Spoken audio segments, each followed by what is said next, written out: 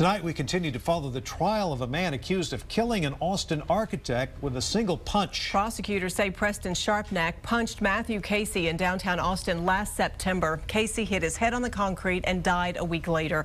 KXAN's Omar Lewis joins us live from the courthouse as we await a verdict. Omar?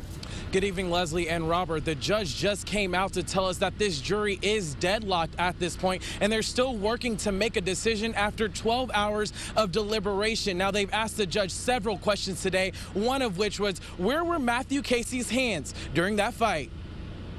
This case goes back to Labor Day weekend last year at the intersection of 7th and Netches downtown. Preston Sharpnack is accused of aggravated assault with a deadly weapon after Matthew Casey went down with a single blow. His head hit the concrete. This entire altercation started after Preston Sharpnack asked Matthew Casey for $1. That charge against Sharpnack is a second-degree felony that could get him 2 to 20 years in jail. His friend Renee Jones, who was with him that night and was seen here in this video, says she now wishes that day never happened.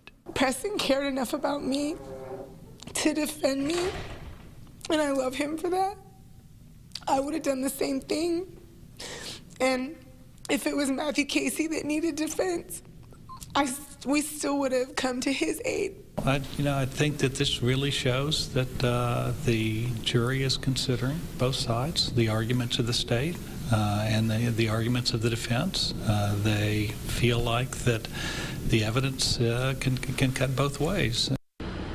And those jurors also asked the judge to define reasonable doubt for them, another sign that they're still stuck on the fence. Now, last night, they got out here around 8 o'clock. Tonight, the judge says they will stay as long as it takes until they make a decision to avoid a mistrial. Of course, we will continue to monitor this case, but for now, we're live at the Travis County Courthouse. Omar Lewis, KXAN News.